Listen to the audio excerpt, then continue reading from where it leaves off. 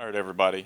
Before we get started with Coach Huff's press conference today, just want to extend our thoughts and prayers to the family of Woody Woodram. Obviously, Woody was someone very special to all of us, whether it was the equipment staff here at Marshall, his work with the Hall of Fame committee, Kindred Communications, just somebody that we definitely care deeply about. Want to extend our heartfelt sympathies to his entire family. We're praying for you, and we hope that things get a little easier, and we're all with you here at Marshall. With that said, I'll open up for Coach Huff here.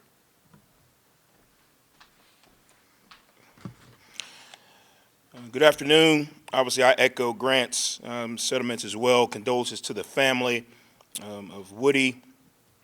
One of the first people I met when I got here and had my introductory press conference, and I never forget that smile and that laugh. Was always something I look forward to seeing when I did see him. So again, to the family, our prayers are with you from our football program, our administration, our university, our community as well. With that, obviously, not the result we wanted, as I spoke after the game on Saturday, but really proud of the players' effort, really proud of the way they continue to fight. And I understand, the ultimate goal is to win, and that's how we get evaluated. But I truly hope that the Marshall community and family can appreciate how hard our guys play, all the way down to the final whistle. That is something that, to me, is a testament to this community, this university, who we are as a team. And in the long run, that will help us grow and help us continue to get better. So obviously there were some good things in the game, but just didn't make enough plays against a really good football team. We have a matrix here. We call it Marshall beaters, which is basically all the mistakes or missed opportunities that we have or we create for the other team. Just to give you a little point of reference, the sweet spot number is 12. If we can stay under 12, we've been 90% successful in games. Anytime we get over 12, that number drastically changes the other way. So for a reference point, for Stony Brooks, we were at 6. A really efficient game, really clean, and that has nothing to do with points, touchdowns. It's turnovers, penalties, drop passes, missed tackles, and sacks. And you kind of do the math. If you get an interception but you give one away, it's 0. If you get one, it's +1. So that's how you kind of do it, and you add them all up. For Stony Brook, we were at 6. For the Virginia Tech game, we were at 21. So that kind of gives you an idea without looking at specific plays, but totality on both sides of the ball. We missed a lot of opportunities. In those type games, these type games, when you're playing upper level talent, we've had success in those games before. One of the things that we've done in the past that we weren't able to do on Saturday is we weren't able to put pressure on their team. We weren't able to capitalize on whether it be field position or whether it be a drive ending in a field goal or whether it be scoring a touchdown or a defensive stop. We never were able to put pressure on them to force them to have to either make a mistake or make a play. So we allowed them to kind of stay in their rhythm. We allowed them to stay on track with what they wanted to do. So that's a learning opportunity for us. There's moments in that game where we had a chance to apply pressure. We second drive of the game, we drive the ball down and we miss a field goal. That's 3-0. That puts a little bit more pressure on the other team. They're looking at the scoreboard, it's 3-0. Our defense came out after that and got a stop. Well, that applies pressure because now all of a sudden you've stopped them, you scored, and then you stopped them again. The only time that I felt we actually got a chance to apply pressure was we blocked the punt. 2 plays later, we scored a touchdown. But the score didn't reflect the pressure that we put on them. They still were in the lead. They still were able to kind of stay in what they did. A couple other opportunities coming out of the half. The first drive, they played some different coverage than they played, in the first game, and they played last year against us. We went in and kind of looked at some things, a way to beat man coverage. The way you beat man coverage is you have to throw out of it. Everyone's locked down. They got more guys in the box. It was a combination of man coverage and blitz pressure. You have to throw out of that. That's the way you get out of that. And we had a huge opportunity to flip the field and flip the momentum. with a slot fade to one of our better players that had been really successful, and he dropped the ball. We still love him. It was a great throw. It was a great route. He just wasn't able to come up with the catch, and that was kind of the mode on offense. We just weren't able to kind of get it going and get in a rhythm. If you think back, even in the first game, when we were trying to get it going, we hit that big run, and that kind of got us going. In the Stony Brook game with AJ. Same thing happened again. We caught him in a pressure. The reason AJ was able to split the big run was we caught him in a pressure. He got out the back door. 2 plays later, we were able to score. We kind of got going again. But I just didn't think we were able to put enough pressure on them to force them to have to make a play. They were able to kind of stay in the game, punt it away, stay in the game, punt it away. And then ultimately, when you get to those situations, you run out of time. So a really good opportunity for us to learn. We're going to continue to play really good teams, and we're going to continue to be in situations where we have to apply pressure. There was a lot of positive things to learn from, teach from, but moving forward, we got to be able to make those plays when we have those opportunities, regardless of the opponent. We were able to get out of the first game with 1 drop. We threw the ball almost 30 times in the first game. We had 1 drop. We threw the ball about 30 times in this last game. We had about 6 drops. Obviously, the number of drops doesn't matter. It's when they happen. The first play of the game or second play of the game, probably no one even remembers. Brian Robinson, drops a slant and he probably scores. Applies pressure on them right out of the gate. Again, we love Brian. Contested catch. He's made a bunch of catches for us. He will continue to make catches for us. I'm just using him as an example. So it was good. We learned a lot about our team. I think we had the extreme of two opponents. In the first game, we were extremely efficient. In the second game, we missed opportunities. So we kind of get a gauge now of who's able to string some plays together, who's able to kind of play in certain situations. We were able to make some changes throughout the game, personnel-wise, to move some guys around. You probably saw us moving Fitz around a bunch on the offensive side from a receiver perspective. We made some changes to move some guys around on the defensive side. So it was good. It was a good learning opportunity. Obviously not the result we wanted, not the result that anybody in this building wanted. And I echo that. Trust me, the players, I know the fans and the coaches and the support, we want to win. The guys in the locker room really, really, really want to win every game. And they were hurt because they felt like, it was an opportunity to go out and win that game. But they are a mature group. They have been able to rebound. They came in Sunday. Hey, let's fix our mistakes. Let's get better during this bye week so we can continue to build on, what we started out with this summer. So, Questions for Coach? When you look at the linebacker play, obviously that was a group that was young in terms of playing experience coming into the year. What have you seen out of them that you like these first couple weeks? Seem like they're flying around in the ball and, but more often than not. Yeah, I think, again, Coach Seymour being the defensive coordinator coaching that group, they kind of understand why we're making certain calls and what we're expecting. Because when the position coach is the coordinator, even in your position meetings, the way you explain, their responsibilities has a global effect. So they understand, hey, he's making this call because he's anticipating inside run or he's anticipating a pass. So they're able to kind of play with a little bit more anticipation, which makes you play faster. I think Landon, I think Jaden Yates, I think J.C. Anderson, I think all of those guys are experienced in the game of football, although Landon and Jaden are inexperienced at Marshall.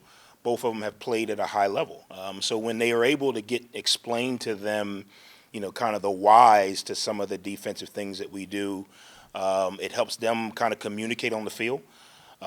Landon wears the headset, so he's able to kind of hear directly from Coach Seymour. I think that's been a big help. Landon is a very intellectual player, like he wants to know the whys on level 3, 4, and 5. Jaden is just like his dad. He just wants to hit, which is great because he listens right to what Landon says, and he goes and plays fast. The one thing that I did think that we have to get better at, we missed a lot of tackles in that game. A lot of opportunities where, again, and that doesn't go on the stat sheet, and if you're watching the game, you may not really pay attention to it, but, I mean, we had their running back and their quarterback in the backfield, for a loss of 3 or 4, and they were able to break a tackle or fall forward to get back to the line of scrimmage. Well, that changes the dynamic of the game. If you're calling plays and it's 2nd and 10, that's a different call than 2nd and 14. That's a different defensive mindset from 2nd and 14 to 2nd and 10. There were a couple of times we hit the kid, the 33, really good running back. We hit him at the line. He fell forward, broke a tackle, and got 4 yards. Well, that's a different type of new set. So I thought we tackled extremely well in the first game with very good fundamentals, very good technique.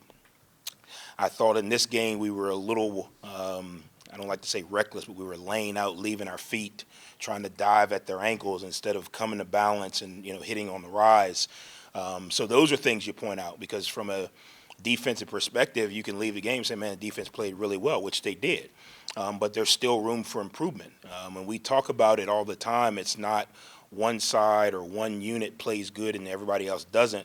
If you're on the field, whatever position or unit you're on, it's your responsibility to outplay the other team's unit. So when our defense is on the field, they're not trying to compete against the opponent's offense. They're trying to outplay the opponent's defense. So if the opponent's defense is shutting our offense out, then our defense has got to shut them out. That mentality eliminates the, well, you guys did good, but you guys suck. Or you guys, didn't do your part. They're out there to outplay the other team's defense. Our offense is trying to outplay the other team's offense. There's going to be games where our offense is going to have to score a lot of points because our defense is going to be in a situation where maybe things aren't going well. It can't be, well, we scored X amount of points and that's the goal, and you guys didn't stop them. No, if they score 100, we got to try to find a way to score 101. And that mentality has kept the culture and the mindset in the locker room. It's not about what the offense does. It's not about what the defense does. If the other defense is throwing a shutout, we got to throw a shutout. If the other defense gave up 21 points, we got to find a way to give up 20 points, at least. You know what I mean? So that's the mindset. And that's when we come back to our defense, those are some of the things we pointed out. Where are areas where we can still improve? Tackling was one of them. Coach, many of those guys had been in big arenas, environments, crazy situation there at Virginia Tech. But it just seemed like your kid's been out there unfazed, and I'd say from a coaching perspective that's good. You wanted to be that way, and it seemed like they were, and it was just another game, and they went at it hard. Yeah, we do something in our process. We kind of go over to the stadium, a day before to kind of let them look at the museum, if that makes sense, to kind of take their pictures and get on IG and do all their posts, so that on game day when we come over, they can kind of lock in and focus. Sometimes I think the awe of the environment is an initial shock that you may not get out of for 3 or 4 series. So we try to get the awe of the environment out on the day before, especially when we play in different arenas. But I think, again, we prepare the same way every week, so it's not, hey, this week we're playing a P5 team or a P4 team, so we got to prepare different. We let them know the field's 100 by 53 and a third. A lot of these guys, and I think this is where college football is, a lot of these guys know these guys on the other team. So they either played them in high school or they were at another school that played them. So it's not as much David versus Goliath, type of deal anymore. It still ticks me off a little bit that after the game they're taking pictures with their high school buddy. I'm like, hey, man, they just kicked our tail. They take pictures at Thanksgiving. But that's a little bit of where, it is. Some of these guys went to high school with these guys. Some of these guys transferred from schools where these guys were from. Some of these guys played each other in crossover. So it's a lot less, separation between the levels of schools. Now, obviously, there's a talent gap. I mean, it is what it is. But as far as the known, that eliminates the anxiety. I know that guy, so I remember him in high school. So the anxiety of because he's wearing a different, logo is less because of where college football is now. With your first off week this early in the season, will you be changing up your routine a little bit, try to stay a little bit on course as far as your normal standard preparation plans? I'm going to give you some inside information. I've been here 3 years, and I've learned and adapted a lot. The the season goes as your health goes. I think we look back last year when our quarterback and our starting running back were injured, we struggled. They're our best players. Last year they were. So we've adapted a little bit to try and make sure we maintain health. Some of the rotations, you wouldn't know it, but some of the rotations of personnel in the game was to maintain health. Some of the things that we're doing in this bye week is to maintain health. There is still a balance. You still got to physically improve and you still got to physically develop. But we've changed a lot. So we are focused on this week in the bye week. We're focused on maintaining health. We're focused on developing, I call it our 1Bs, guys who maybe aren't ready to play until game 5, 6, 7. We're focusing on them. And then we're focused on schematical fundamental development. We're going to spend a lot of time with tackling fundamentals, not necessarily running into each other and hitting the ground, but we're going to spend a lot of time on breaking down, coming to balance, wrapping up, hitting on the rise. We're going to spend a lot of time on beating man coverage, whether that's press, whether that's inside leverage, whether it's outside leverage, and the throws that coincide with that, so that, we're going to see it again, right? Anytime something happens in a game and you don't have success, the next team says, oh, well, we can do this. We're going to spend a lot of time on some of the formations that gave us issues. And then, obviously, from a coaching standpoint, we get the opportunity to get some recruiting done in the back end of this week. We have a lot of commits and a lot of prospects who are playing, regionally, so we get a chance to get out. We don't get out much during the season. The way the schedule aligns, we don't really get a chance to get recruits to campus until almost 4 weeks from game one. So a good opportunity to kind of attack both. Obviously, we'll do some opponent prep as well, but we've changed a lot. The old Coach Huff, we would have practiced, and we got to figure out a way to get tougher. And we got to, the new Coach Huff is, I've watched this league and I've watched this level. The teams that have success stay the healthiest down the stretch. And that's, can you predict an injury? No. I do think there is some science to it. How many hits on the body, how many reps you take during the week compared to how many reps you play in the game. I do think there is some psychological, advantages to being or feeling fresh, if that makes sense as well.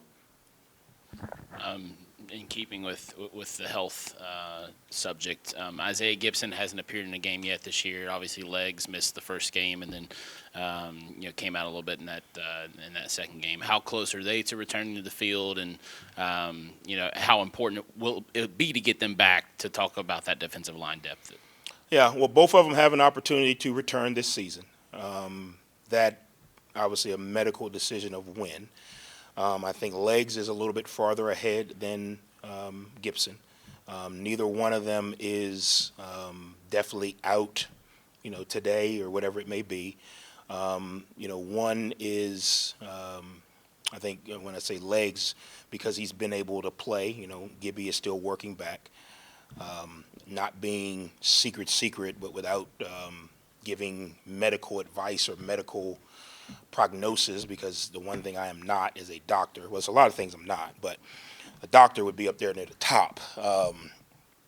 But we do anticipate getting both of them back. Legs will probably be more probable, likely than Gibby in the nearest future. But this bye week does help.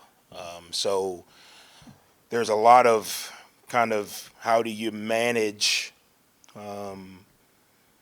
getting the guys that there's some other guys that you guys haven't seen that we'd love to have back too.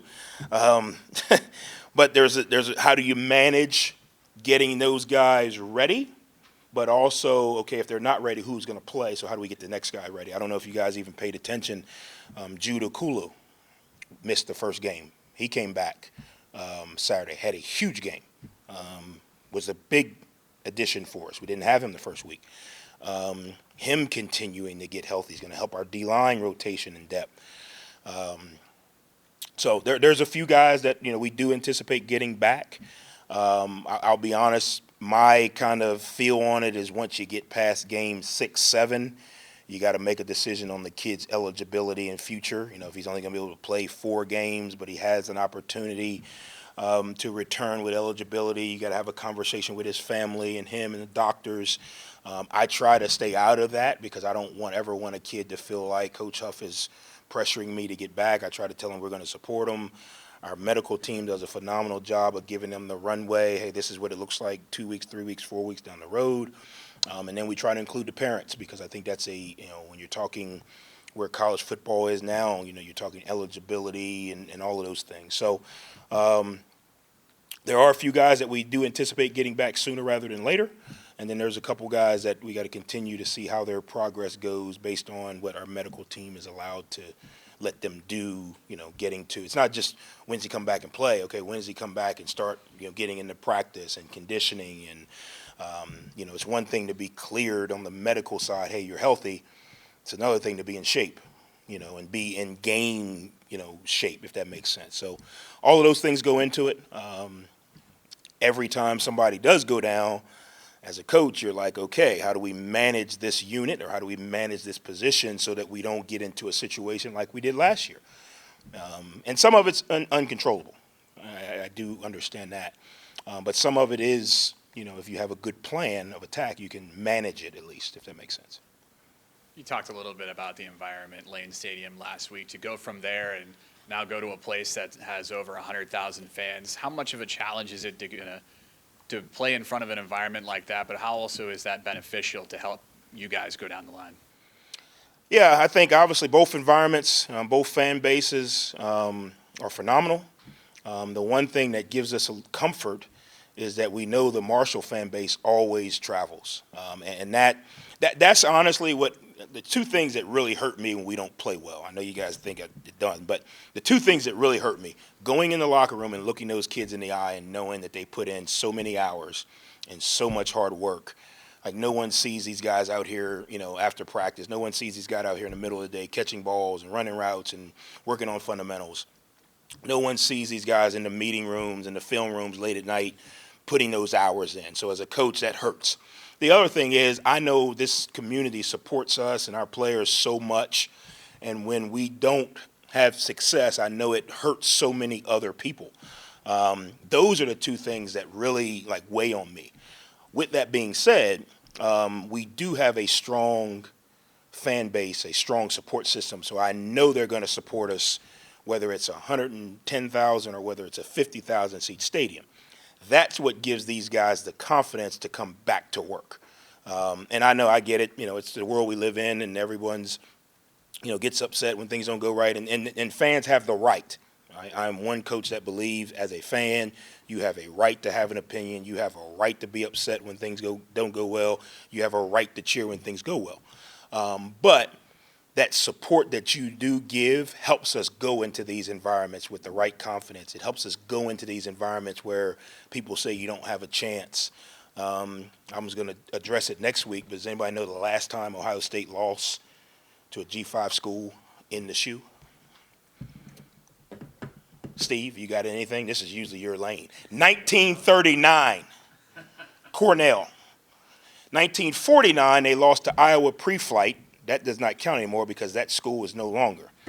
1939 was the last time they lost to a G5 school in the shoe. 1990, they lost a bowl game to Air Force.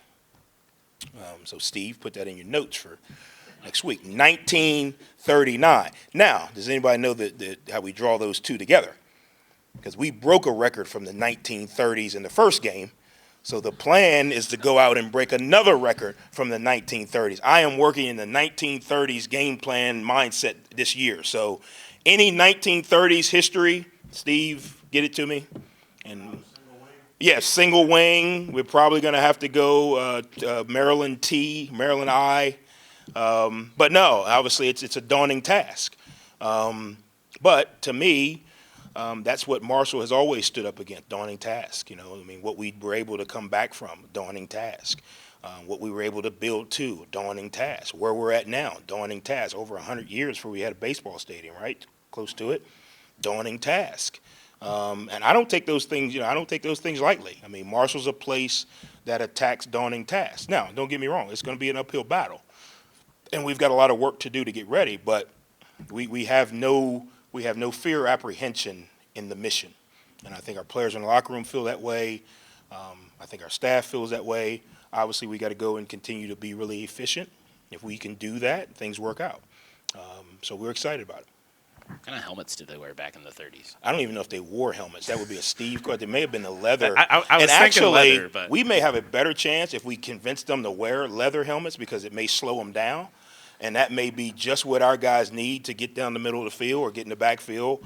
But no, I don't even know. Iowa pre-flight blew me away. I don't even know what that school is. Bill may know. Maybe it's a flight school. I'm going to have to bring Bill in to give us the history on Iowa pre-flight. one guy that's been tough to slow down, A.J. Turner, has obviously shown some bursts early in the season. Is there a thought to maybe give him more carries, or how do you utilize him best in the game plan for offense? Yeah, he's healthy now, so I'll say it. A.J. Turner had hand surgery. He broke his hand in the first game. So he had hand surgery on the Tuesday of the game. He's 100% healthy now, so I can tell you. So that's why he was on a pitch count. Obviously, he's a warrior for going through it. It was minor surgery. I mean, I don't know if there was a smaller bone in the hand he broke it in Stony Brook. So we were limited with his ability or his availability, again, because, yes, he's healthy enough to play, but as Coach Huff, that's somebody's son. So I want to win the game, but I also have to take care of the players. So managing him of how many reps he was able to get was a big piece of kind of why we did what we did game plan wise. If you have all your pieces, it changes everything. So he's 100% healthy now. He was probably 90 some odd percent, but obviously with not having practiced all week and then being able to practice a little bit on Thursday, it's somebody's child, so you got to monitor him. It's not a video game. You can't just move him down the field. So he's a warrior. From the moment it happened, he said, I'm going to play. And our medical team did a phenomenal job, making sure that he was, one, safe, healthy, taken care of, rehabbed the right way, passed all the precautions, and he's walking around now and waving at everybody. But that's why we didn't have a plan to do more. But moving forward, obviously with him being healthy now, obviously he's been a guy that's had a little bit of success for his explosiveness, if that makes sense. So we can continue to build on that, if that makes sense. Any further questions for Coach? All righty. Thank you, Coach. Thanks, guys. I hope you guys enjoy this weekend. Heard football being off. I know there's a lot of other activities going around. I think we got the golf tournament going on out at Guyana today. So hats off to our golf team. Best of luck to them. Look forward to seeing you guys next week. Thanks, guys. Go ahead.